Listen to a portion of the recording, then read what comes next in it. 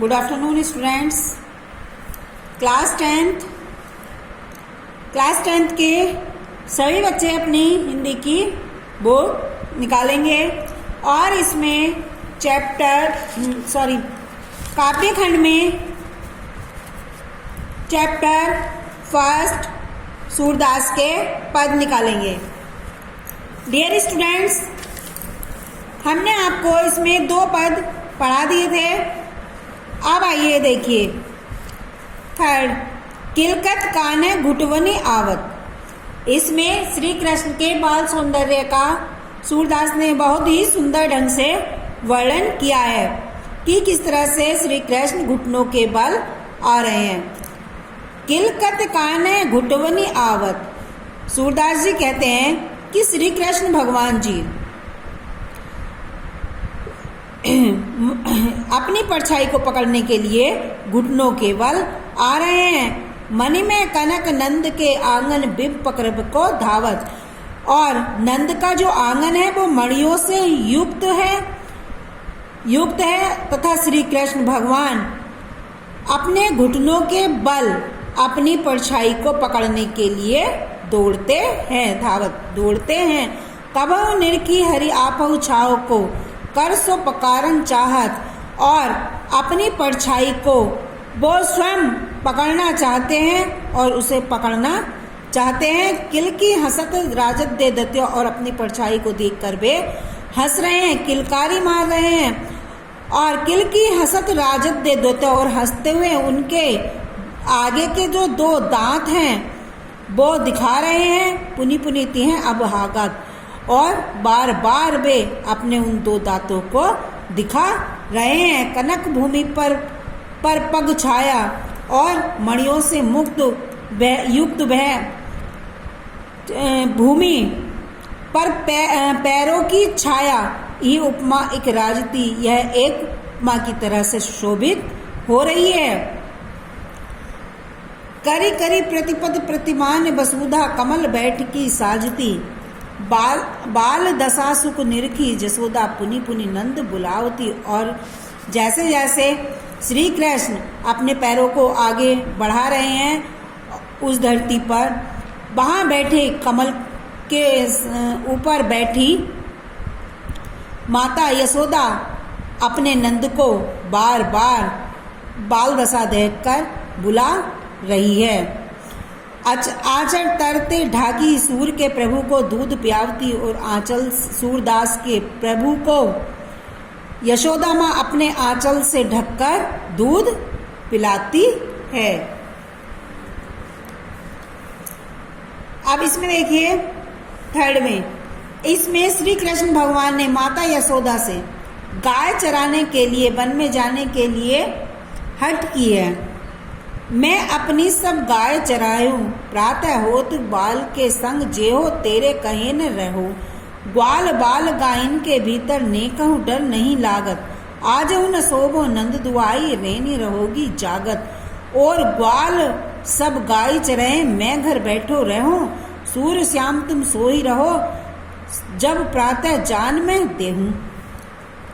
इसमें प्रस्तुत पद में श्री कृष्ण भगवान ने अपनी माँ यशोदा से वन में गाय चराने की हट की है और कहा है मैं अपनी सब गाय चराऊं, कि हे माँ मैं अपनी सब गाय चराऊंगा, और प्रातः होत बल के संग जेहूं, और सुबह होते ही प्रातः होते ही बलदाऊ के साथ मैं भी जाऊंगा, तेरे कहे न रहूं, और तू यदि कहेगी भी तो भी मैं यहाँ नहीं रहूंगा। ग्वाल बाल गायन के भीतर सभी मैं ग्वालों के और गायों के बीच में रहूंगा। न को डर नहीं लागत, मुझे कोई भी डर नहीं लगेगा, यानी कि सभी ग्वालों और गायों के बीच में मैं रहूंगा और मुझे कोई भी डर नहीं लगेगा। आजू न सोबो नंद दुहाई, रैनी रहोगी जागत। और आज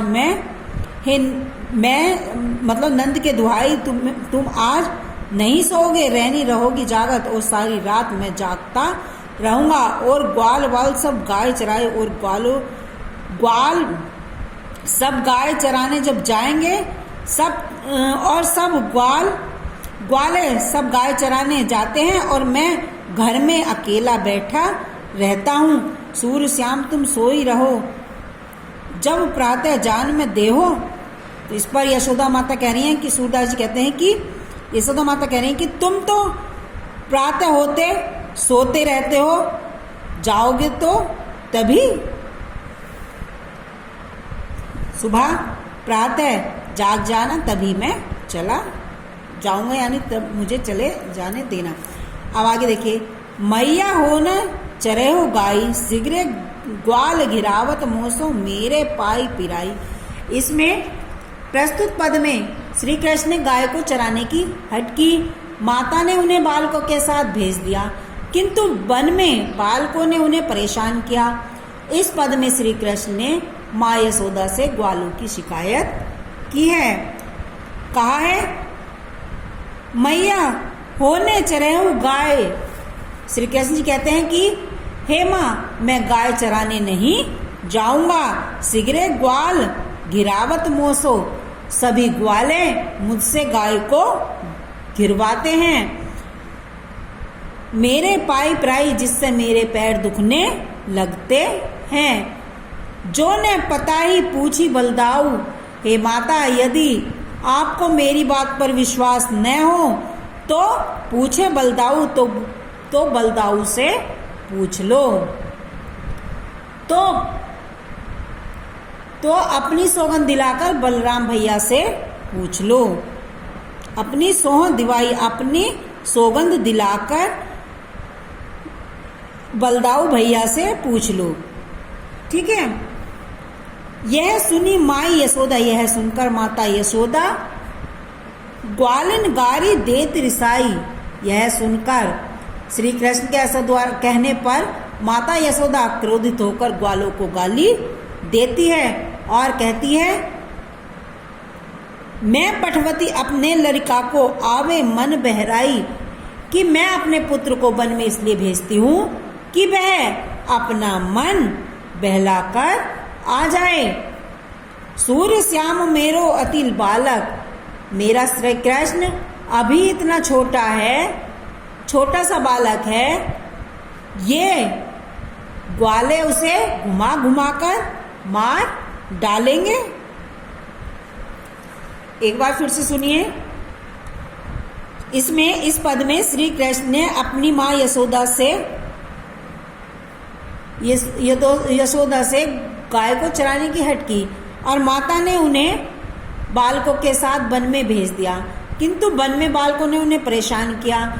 इस पद में श्री कृष्ण ने माँ यशोदा से ग्वालों की शिकायत की और कहा है कि हे मैया, मैं गाय को चराने नहीं जाऊंगा। सभी ग्वाले मुझसे गाय को घिरवाते हैं, जिससे मेरे पैर दुखने लगते हैं। हे माता, यदि आपको मेरी बात पर विश्वास ना हो तो अपनी सौगंध दिलाकर भैया बलदाऊ से पूछ लो। यह सुनी माई यशोदा, यह सुनकर माता यशोदा ग्वालों को गाली देती है। मैं पठवती अपने लड़का को और कहती है कि मैं अपने पुत्र को वन में इसलिए भेजती हूँ कि वह अपना मन बहलावे। सूर्य श्याम मेरो अति बालक, मेरा श्री कृष्ण अभी इतना छोटा बालक है, ये ग्वाले उसे घुमा घुमा कर मार डालेंगे। तो इसमें काव्य का सौंदर्य, प्रस्तुत पद में बालक के स्वभाव का और माता के मनोविज्ञान का हृदय स्पर्शी वर्णन हुआ है। इसमें ब्रज भाषा है, रस वात्सल्य, गुण माधुर्य, अलंकार, अनुप्रास। ठीक है। अब ये देखिए,